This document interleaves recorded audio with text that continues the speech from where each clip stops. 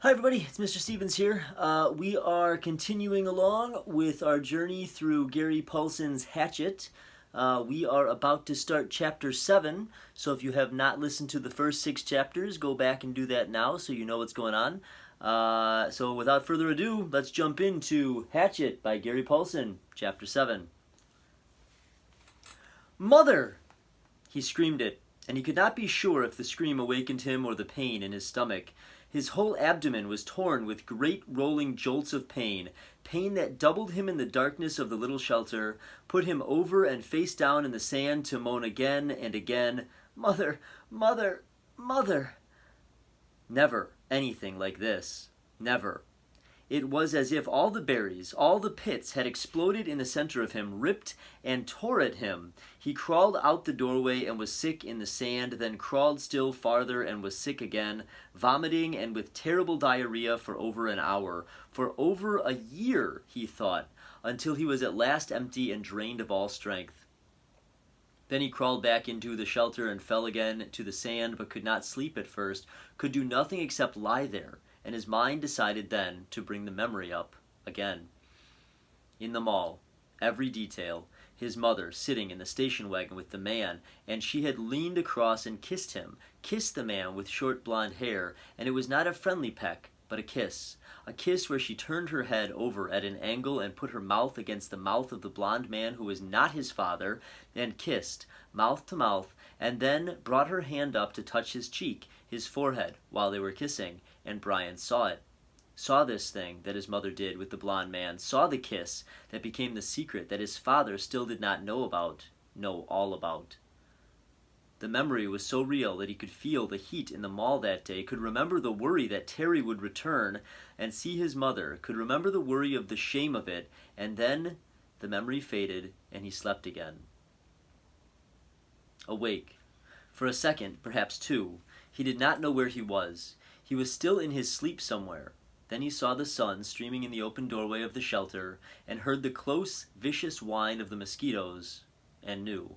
He brushed his face, completely welted now with 2 days of bites, completely covered with lumps and bites, and was surprised to find the swelling on his forehead had gone down a great deal, was almost gone. The smell was awful, and he couldn't place it. Then he saw the pile of berries at the back of the shelter and remembered the night and being sick. "Too many of them," he said aloud. "Too many gut cherries."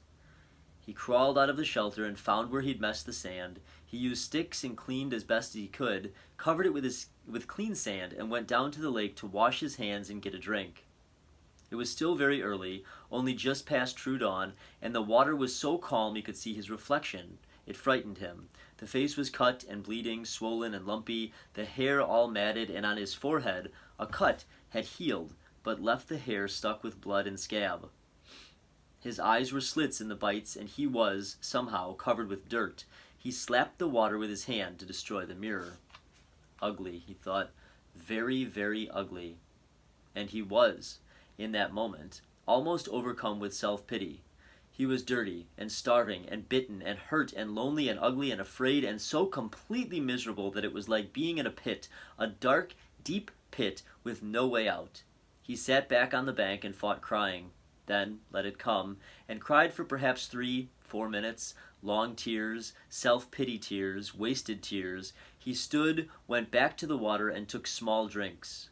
As soon as the cold water hit his stomach, he felt the hunger sharpen as it had before, and he stood and held his abdomen until the hunger cramps receded. He had to eat. He was weak with it again, down with the hunger, and he had to eat. Back at the shelter, the berries lay in a pile where he had dumped them when he grabbed his windbreaker. Gut cherries, he called them in his mind now, and he thought of eating some of them. Not such a crazy amount as he had, which he felt brought on the sickness in the night, but just enough to stave off the hunger a bit. He crawled into the shelter. Some flies were on the berries, and he brushed them off.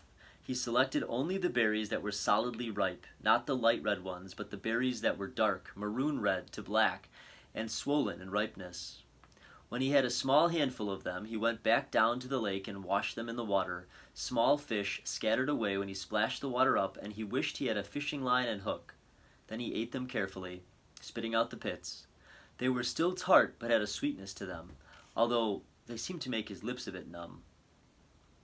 When he finished, he was still hungry, but the edge was gone and his legs didn't feel as weak as they had.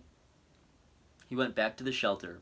It took him half an hour to go through the rest of the berries and sort them, putting all the fully ripe ones in a pile on some leaves, the rest in another pile. When he was done, he covered the 2 piles with grass he tore from the lake shore to keep the flies off, and went back outside. There were awful berries, those gut cherries, he thought, but there was food there, food of some kind, and he could eat a bit more later tonight if he had to. For now, he had a full day ahead of him. He looked at the sky through the trees and saw that while there were clouds, they were scattered and did not seem to hold rain. There was a light breeze that seemed to keep the mosquitoes down, and, he thought, looking up along the lake shore, if there was one kind of berry, there should be other kinds, sweeter kinds. If he kept the lake in sight as he had done yesterday, he should be all right. He should be able to find home again. And it stopped him. He had actually thought at that time. Home. 3 days? No, 2? Or was it 3? Yes, this was the 3rd day, and he had thought of the shelter as home. He turned and looked at it, studied the crude work.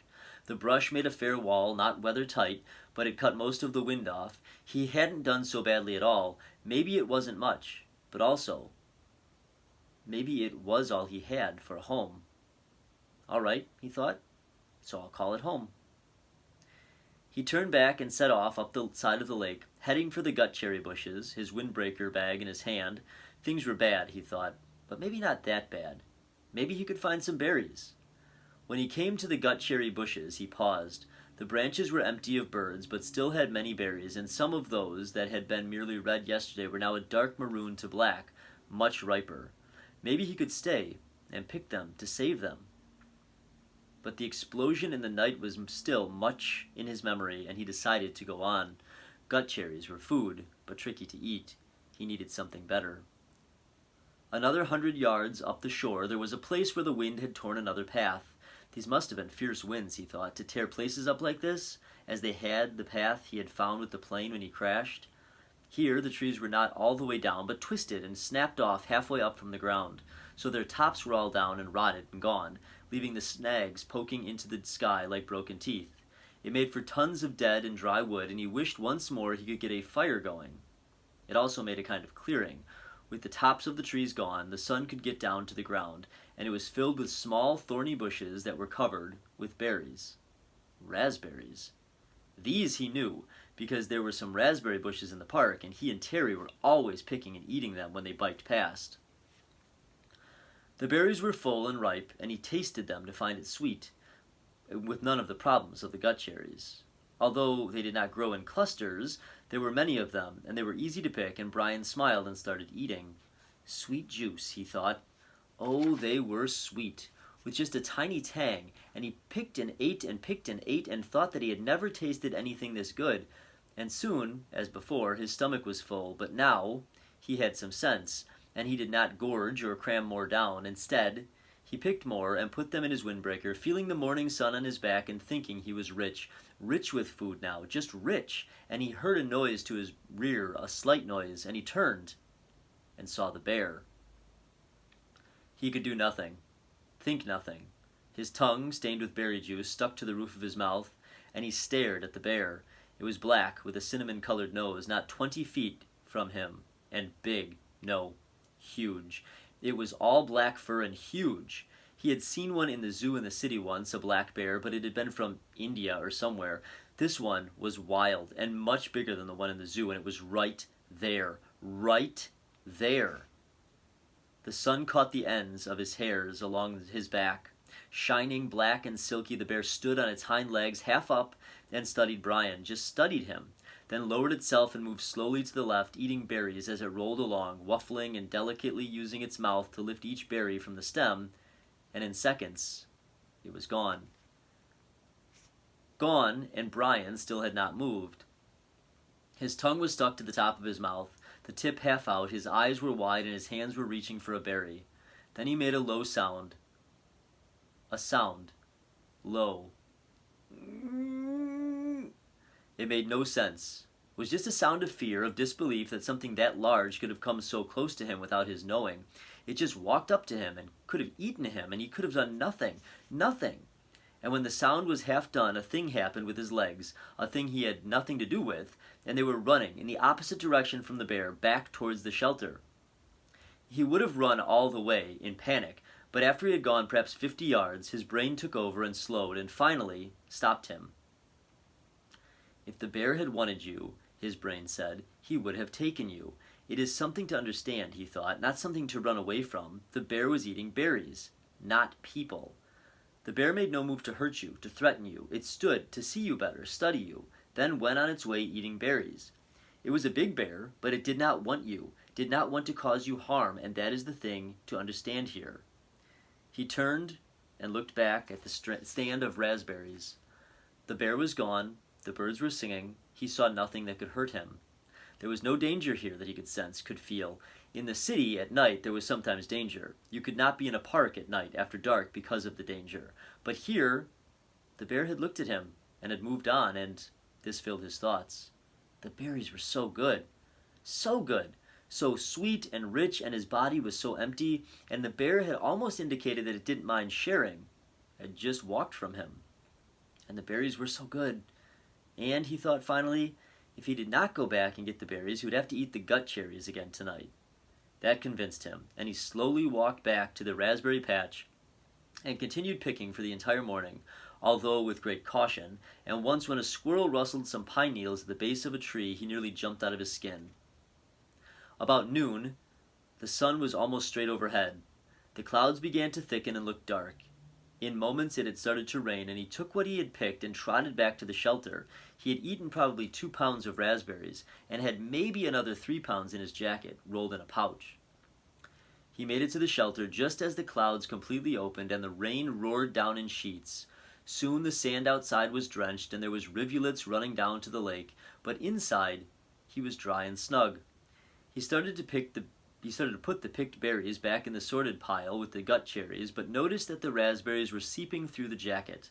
They were much softer than the gut cherries, and apparently were being crushed a bit with their own weight. When he held the jacket up and looked beneath it, he saw a stream of red liquid. He put a finger in it and found it to be sweet and tangy, like pop, without the fizz, and he grinned and lay back on the sand, holding the bag up over his face and letting the seepage drip into his mouth. Outside, the rain poured down, but Brian lay back, drinking the syrup from the berries, dry and with the pain almost gone, the stiffness also gone, his belly full and a good taste in his mouth. For the first time since the crash, he was not thinking of himself, of his own life. Brian was wondering if the bear was surprised as he was to find another being in the berries. Late in the afternoon, as evening came down, he went to the lake and washed the sticky berry juice from his face and hands, and then went back to prepare for the night. While he had accepted and understood that the bear did not want to hurt him, it was still much in his thoughts, and as darkness came into the shelter, he took the hatchet out of his belt and put it by his head, his hand on the handle, as the day caught up with him, and he slept. And that is the end of Chapter 7. Hope you guys are still enjoying it, and I will see you guys soon. Bye!